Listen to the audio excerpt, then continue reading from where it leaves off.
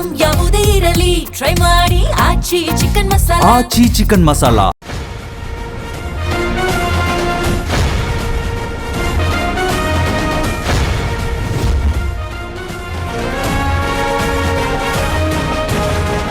ನಮಸ್ಕಾರ ವೀಕ್ಷಕರೇ, ರಾಧಕ್ಕ ಪಂಚಾಯಿತಿ ವಿಶೇಷ ಕಾರ್ಯಕ್ರಮಕ್ಕೆ ಸ್ವಾಗತ. ನಾನು ರಾಧಾ ಹಿರೇಗೌಡರ್. ವೀಕ್ಷಕರೇ, ದೇಶ ಮತ್ತು ರಾಜ್ಯದ ಪ್ರಚಲಿತ ವಿದ್ಯಮಾನಗಳು ಮತ್ತು ವಿಚಾರಗಳ ಬಗ್ಗೆ ನೀವುಗಳು ನಿಮ್ಮ ಗ್ರಾಮಗಳ ಪಂಚಾಯಿತಿ ಕಟ್ಟೆಗಳಲ್ಲಿ ಕುಳಿತುಕೊಂಡು ಮಾತನಾಡೋದು ಸರ್ವೇ ಸಾಮಾನ್ಯ.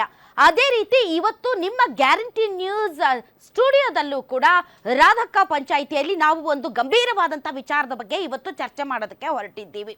ಎಸ್, ದೇಶದ ಪ್ರಧಾನಿಗಳಾದಂತಹ ನರೇಂದ್ರ ಮೋದಿ ಅವರು ಈ ದೇಶದ ಎಕಾನಮಿ ಮತ್ತು ಈ ದೇಶದ ರೈತರನ್ನ ಸಮಾಧಿ ಮಾಡೋದಕ್ಕೆ ಹೊರಟಿದ್ದಾರಾ? ಮೇಕ್ ಇನ್ ಇಂಡಿಯಾ ಅಂತ ಹೇಳ್ತಾ ಇಂಡಿಯಾನ ಸೇಲ್ ಮಾಡೋದಕ್ಕೆ ಹೊರಟಿದ್ದಾರಾ? ಟ್ರಂಪ್ ಜೊತೆಗಿನ ಡೀಲ್ನಲ್ಲಿ ನರೇಂದ್ರ ಮೋದಿ ಅವರಿಗೆ ಧಮಕಿ ಹಾಕಲಾಗಿದೆಯಾ? ಟ್ರಂಪ್ ಬರೆದಿರುವಂತಹ ಡೀಲ್ನ ಪ್ರತಿಯೊಂದು ಅಂಶಗಳನ್ನ ಸವಿಸ್ತಾರವಾಗಿ ಓದದೆ ತಿಳಿಯದೆ ಕಣ್ಣು ಮುಚ್ಚಿಕೊಂಡು ಮೋದಿ ಅವರು ಸಹಿ ಹಾಕಿದ್ದಾರಾ? ಹಾಗೆ ಯಾವ ಪ್ರಧಾನಿ ಕೂಡ ಮಾಡೋದಕ್ಕೆ ಸಾಧ್ಯ ಇಲ್ಲ. ಹಾಗಾದರೆ ಪ್ರಧಾನಿ ಮೋದಿ ಅವರ ಮೇಲೆ ಏರಿದಂತಹ ಒತ್ತಡವಾದರೂ ಎಂತಹದ್ದು? ಪ್ರಧಾನಿ ಮೋದಿ ಅವರನ್ನ ಬ್ಲ್ಯಾಕ್ ಮೇಲ್ ಮಾಡಲಾಯ್ತಾ? ಪ್ರಧಾನಿ ಮೋದಿ ಅವರ ಮೇಲೆ ಕತ್ತು ಹಿಸುಕುವಂತಹ ಒತ್ತಡ ಏನಿತ್ತು ಅನ್ನೋದರ ಬಗ್ಗೆ ವಿಪಕ್ಷ ನಾಯಕ ರಾಹುಲ್ ಗಾಂಧಿ ಇವತ್ತು ಸದನದಲ್ಲಿ ಮಾತಾಡಿದ್ದಾರೆ. ಏನ್ ಮಾತಾಡಿದ್ದಾರೆ? ಪ್ರಧಾನಿ ಮೋದಿ ಅವರ ಮೇಲೆ 2 ದಾಳಗಳನ್ನು ಉರುಳಿಸಲಾಗಿದೆ. ಆ ದಾಳಗಳಿಗೆ ಪತ್ರಗೊಟ್ಟು ಹೋದಂತಹ ನರೇಂದ್ರ ಮೋದಿ ಅವರು ಅಮೆರಿಕನ್ ಡೀಲ್ಗೆ ಸಿಗ್ನೇಚರ್ ಹಾಕಿದ್ದಾರೆ. ಯಾವುವು 2 ದಾಳಗಳು? ಒಂದು Adani, 2 Epstein files. Epstein files ಬಗ್ಗೆ ಮಾತಾಡ್ತಾ ಹೋದ್ರೆ ವೀಕ್ಷಕರೇ, ಒಂದು ವರ್ಷ ಕಳೆದರೂ ಸಾಲೋದಿಲ್ಲ. ಅಷ್ಟು ಭಯಂಕರ, ಭಯಾನಕ, ರಾಕ್ಷಸಿ, ಪೈಶಾಚಿಕ, ಒಟ್ಟಾರೆ ಈ ಒಂದು ಮನುಷ್ಯರು ಪಿಶಾಚಿಗಳಾಗಿ ರಾಕ್ಷಸಿ ಪ್ರವೃತ್ತಿಯನ್ನ ಹೊಂದಿ ಬದುಕ್ತಾ ಇರುವಂತಹ ಅದು ಬೇರೆಯದೇ ನರಕ. ಸೊ ಆ ನರಕದ ವಿಚಾರ ಮುಂದಿಟ್ಟುಕೊಂಡು ನರೇಂದ್ರ ಮೋದಿ ಅವರನ್ನ ಬ್ಲ್ಯಾಕ್ ಮೇಲ್ ಮಾಡಲಾಯ್ತಾ? ಅಮೆರಿಕ, ಟ್ರಂಪ್ ಈ ಡೀಲ್ನಲ್ಲಿ ಏನಿದೆ ಅನ್ನೋದು ತುಂಬ ಇಂಪಾರ್ಟೆಂಟ್. ಯಾಕೆ ಅಂತಂದರೆ ಭಾರತ ಮತ್ತು ಅಮೆರಿಕ ಎರಡೂ ಕೊಟ್ಟಿರುವಂತಹ ಈ ಡೀಲ್ನ ಅಧಿಕೃತವಾದಂತಹ ಪೇಪರ್ಸ್ನಲ್ಲಿ ಹಲವಾರು ಅಂಶಗಳಿವೆ. ಅವುಗಳನ್ನು ನಾವು ತಿಳ್ಕೊಳ್ಬೇಕು. ಏನಿದೆ ಅಂಶ ಅಂತಂದರೆ, ಈ ಅಮೆರಿಕ ಜೊತೆಗಿನ ಡೀಲ್ನಲ್ಲಿ ರಷ್ಯಾ ಜೊತೆಗೆ ಯಾವುದೇ ರೀತಿಯಾದಂತಹ ತೈಲ ಸಂಪರ್ಕ ಇಟ್ಟುಕೊಳ್ಳಬಾರದು. ಪ್ರತ್ಯಕ್ಷವಾಗಿ ಪರೋಕ್ಷವಾಗಿ ರಷ್ಯಾ ಜೊತೆಗೆ ತೈಲ ಖರೀದಿ ಮಾಡಬಾರದು. ನಮ್ಮ ಜೊತೆಗೆ ಅಮೆರಿಕ ಮತ್ತು ವೆನಿಜುವೆಲಾ ಜೊತೆಗೇನೆ ನೀವು ತೈಲ ಖರೀದಿ ಮಾಡಬೇಕು. ಒಂದು ವೇಳೆ ನೀವೇನಾದರೂ ರಷ್ಯಾ ಜೊತೆ ತೈಲವನ್ನು ಖರೀದಿ ಮಾಡಿದರೆ ನಿಮ್ಮ ಮೇಲೆ ಮುಲಾಜಿಲ್ಲದೆ ಈ ಹಿಂದೆ ಇದ್ದಂಥ 50% ಟಾರಿಫನ್ನು ಹೇರ್ತೀವಿ. ಏನ್ರಿ ಇದು ಡೀಲಾ, ಧಮ್ಕಿನಾ? ಇದೇನು ಟ್ರಂಪ್ ಡೀಲಾ ಅಥವಾ ಥ್ರೆಟನ್ ಡೀಲಾ ಅಂತ? ಇನ್ನೊಂದು ಭಯಂಕರ ವಿಚಾರ ಅದರಲ್ಲಿ ಇರುವುದು, ಅಮೆರಿಕಾದ ಕೃಷಿ ಉತ್ಪನ್ನಗಳಿಗೆ ಭಾರತದ ಮಾರುಕಟ್ಟೆಯಲ್ಲಿ ಯಾವುದೇ ಸುಂಕವಿಲ್ಲದೆ 0% ಸುಂಕದೊಂದಿಗೆ ನೇರವಾಗಿ ಅವರ ಉತ್ಪನ್ನಗಳು ಮಾರುಕಟ್ಟೆಗೆ ಬರಬಹುದು. ಅಮೆರಿಕಾದಂತಹ ಅತ್ಯಂತ ಶ್ರೀಮಂತ ಕಾರ್ಪೊರೇಟ್ ಕೃಷಿ ಉದ್ಯಮಕ್ಕೆ ನಮ್ಮ ಬಡ ರೈತ ಪೈಪೋಟಿ ಕೊಡೋದಕ್ಕೆ ಸಾಧ್ಯ ಇದೆಯಾ?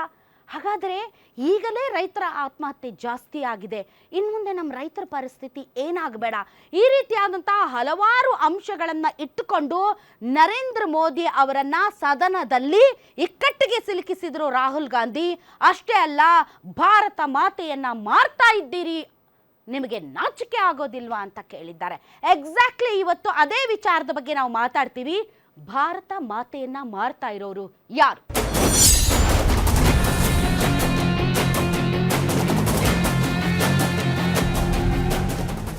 ಹಾಗಾದರೆ ಭಾರತ ಮತ್ತು America deal, Epstein files, Adani, ಈ ವಿಚಾರಗಳು ಇವತ್ತು ಸಿಕ್ಕಾಪಟ್ಟೆ ರಾಷ್ಟ್ರದಾದ್ಯಂತ ಚರ್ಚೆ ಆಗ್ತಾ ಇದೆ.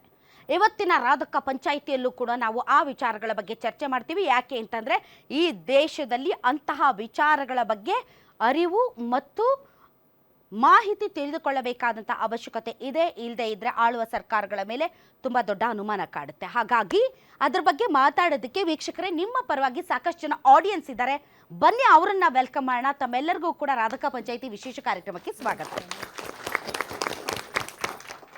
All right, right. ಹಾಗೆ ಭಾರತ ಮಾತೆಯನ್ನ ಮಾರ್ತಾ ಇರೋರು ಯಾರು?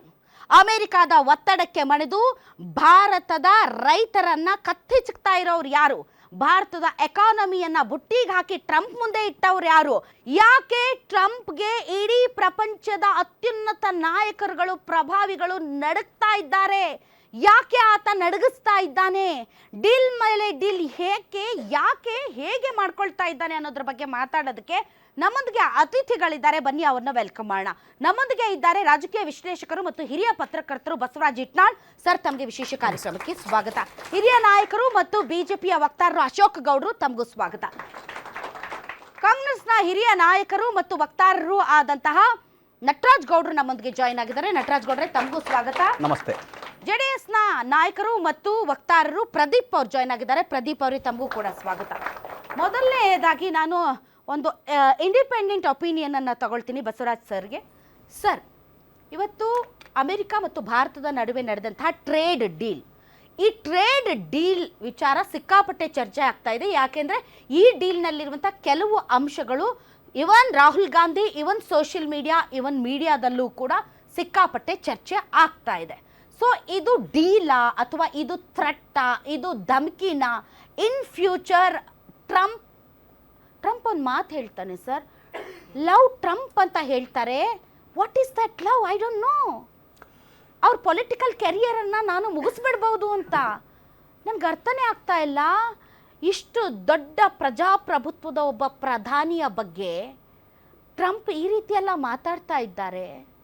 ಆದರೆ ನಮ್ಮ ಕಡೆಯಿಂದ ನಾವೇನು ಮಾಡ್ತಾ ಇಲ್ಲ. ಇರಲಿ ಬಿಡಿ ಸರ್, ನಾವು ಅಮೆರಿಕ ಡೀಲ್ ಬಗ್ಗೆ ಮಾತಾಡೋಣ. ಒಂದೆರಡು ತಿಂಗಳ ಹಿಂದೆ ಟ್ರಂಪ್ ಒಂದು ಸ್ಟೇಟ್ಮೆಂಟ್ ಕೊಟ್ಟಿದ್ರು, Modi is my friend, he should make me happy ಅಂತ. ಅದಾದ್ಮೇಲೆ I think he has made him happy. Anyway, ಅದು that is different political argument. But ನಾವು ಇದನ್ನ ಈ ಡೀಲನ್ನು ಅರ್ಥ ಮಾಡ್ಕೋಬೇಕಾದ್ರೆ first we need to understand the economy behind it.